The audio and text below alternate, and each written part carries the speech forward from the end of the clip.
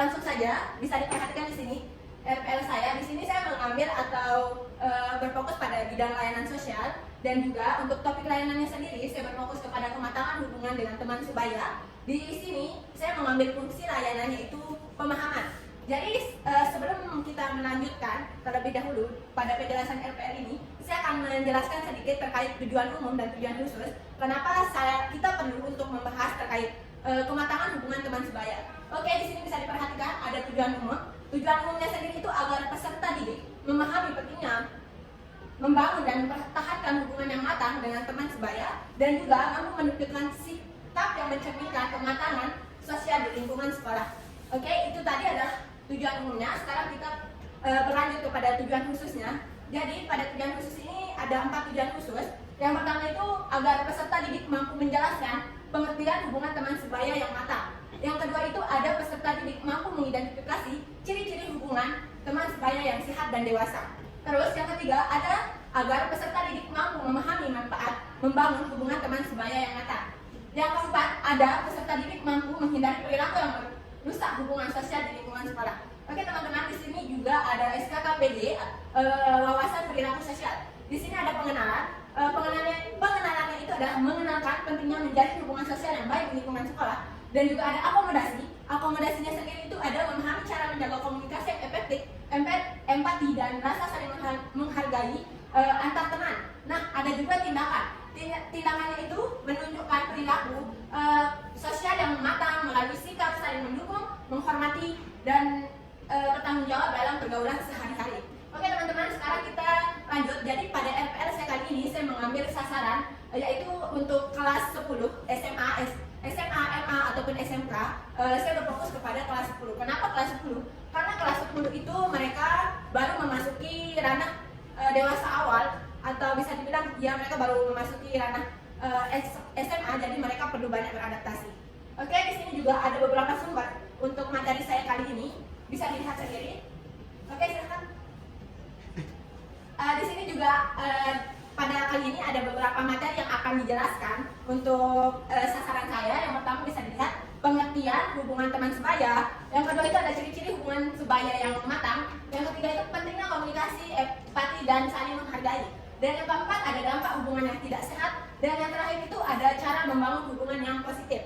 Jadi yang 5 ini merupakan pembahasan yang akan kita bahas nanti pada praktik penggunaan RPL ini. Nah, di sini juga saya mengambil waktu itu 2 kali 45 menit. Setiap satu kali pertemuan itu saya durasikan 45 menit di kelasnya. Oke, untuk metodenya sendiri atau tekniknya itu diskusi kelompok, curah pendapat, dan sosiodrama ringan. Dan juga di sini untuk alat medianya ada LCD, proyektor, PowerPoint, video pendek, dan juga refleksi diri dan lembar kerja siswa. Oke, mungkin sampai sini saya akan menjelaskan. Selanjutnya saya akan mempraktikkan terkait dengan RPL saya ini. Sekian. Assalamualaikum warahmatullahi wabarakatuh. Waalaikumsalam warahmatullahi wabarakatuh. Anak-anak, bagaimana kabarnya? Baik, Guru. Oke. Jadi pada hari ini saya akan menemani kalian untuk menjelaskan terkait kematangan hubungan dengan teman sebaya. Oke? Oke, Oke, tapi sebelum kita mulai ke pelajaran, alangkah lebih baiknya kita berdoa terlebih dahulu agar pembelajaran kita ini bisa lebih berkah. Di sini ada ketua kelas nggak? Ini ada. Ya. Coba silakan kepada ketua kelas untuk memimpin teman-temannya kita berdoa bersama. Ayo Pak Ustadz. Ya, sebelum kita memulai, marilah kita sama-sama berdoa. Berdoa mulai. Berdoa selesai. Oke teman-teman, kita sudah berdoa. Dan mungkin pada siang hari ini teman-teman banyak yang sudah lelah ya, sudah lemas. Jadi alangkah baiknya kita ice breaking terlebih dahulu untuk mengetes semangat teman-teman. Silahkan semuanya berdiri. Yes. Iya, Guru. Oke Ibu. Oke, sekarang kita ice breaking ya. Oke. Untuk ice breakingnya itu buka tutup. Kalian semua pasti sudah tahu kan? Belum, Guru. Oke, Diundang, Bu. sekarang yang bisa silahkan kita sama-sama, dan yang belum bisa memperhatikan temannya ya. Iya, Ikut Bu. semuanya ya. Oke Ibu. 1, 2, 3. Bunga tutup, bertepuk tangan. Buka tutup, bertepuk tangan. Digulung-gulung, digulung-gulung, lalu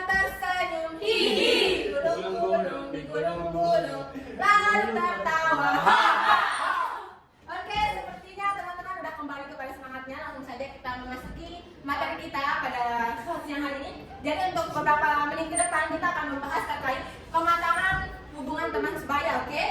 Oke.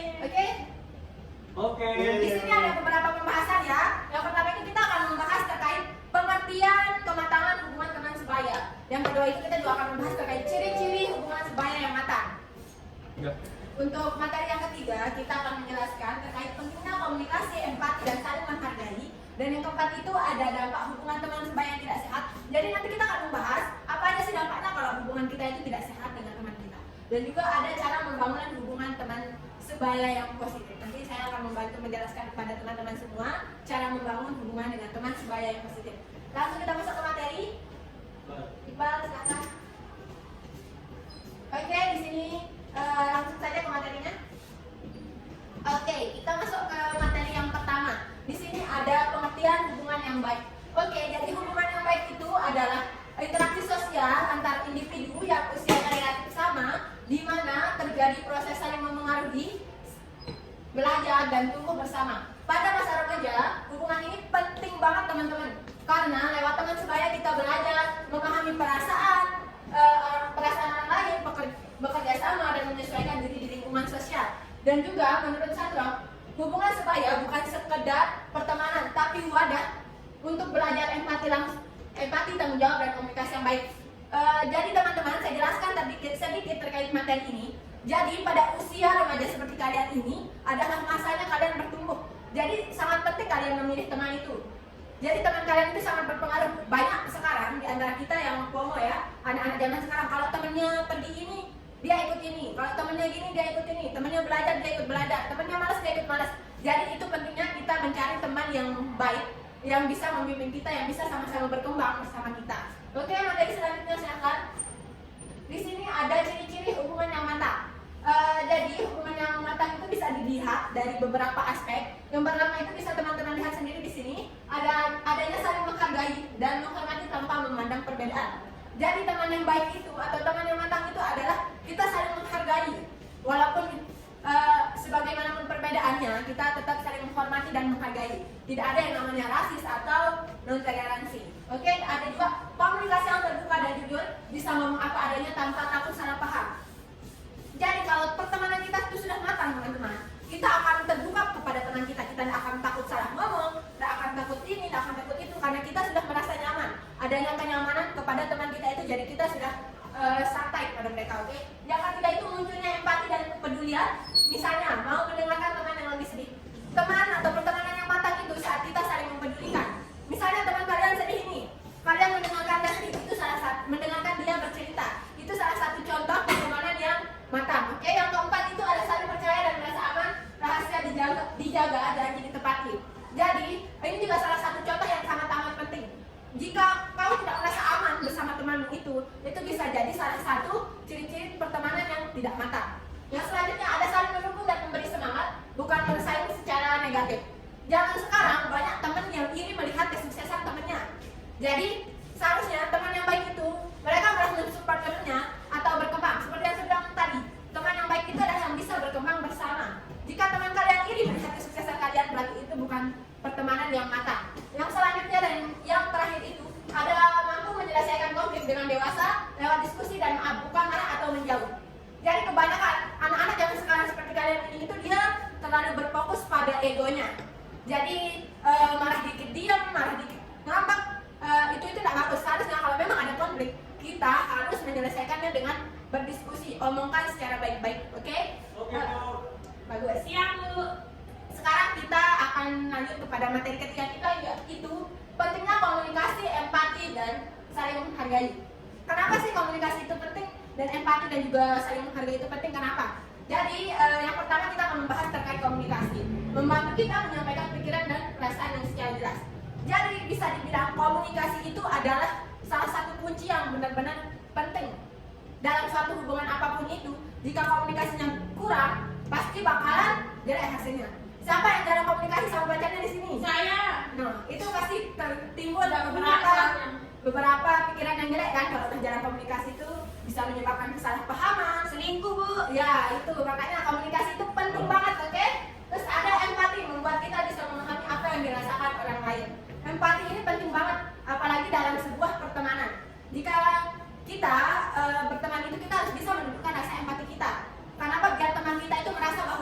menghargai. Bayangin nih, teman kalian lagi cerita, tapi kalian nggak ada rasa empati sedikit pun.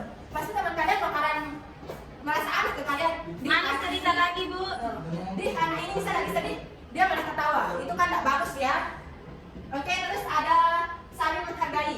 Saling menghargai itu penting agar menjaga hubungan tetap seimbang. Nggak ada yang dimain, nggak ada yang dominan atau merasa direndahkan. Kalau 3 hal ini kuat, hubungan jadi lebih hangat, terbuka, dan minim konflik. Jadi saling menghargai itu sangat penting. Karena bayangin aja gimana perasaan kalian kalau nggak dihargai sama orang lain. Sakit. Nah, berarti kalau emang kalian mau dihargai sama orang lain, kalian juga harus bisa menghargai orang lain. Oke? Oke, yang materi kita yang keempat itu adalah dampak jika hubungan tidak sehat. Jadi kalau misal hubungan kita tidak sehat itu ada yang berdampak kepada diri kita. Dan itu yang akan kita bahas sekarang. Yang pertama itu, jadi di sini ada 3 dampak yang sudah saya tuliskan, bisa teman-teman lihat. Yang pertama itu muncul rasa cemas, minder atau stres sosial. Nah, kalau kalian menjalankan hubungan pertemanan yang tidak sehat, biasanya kalian bakalan gampang stres. Kalian berhadapan dengan teman yang toksik nih, kalian dijauhin atau dia seenaknya ke kalian, kalian bisa stres. Kalian juga kadang di pertemanan anak sekarang ini ya banyak yang kalau kalian lagi marahan sama satu orang, dia bakalan ngajak yang lain kan. Itu menjadi salah satu stres sosial. Kalian juga bisa menjadi minder kalau pertemanan kalian tidak sehat. Terus yang kedua itu adalah bisa bikin prestasi menurun karena kehilangan fokus.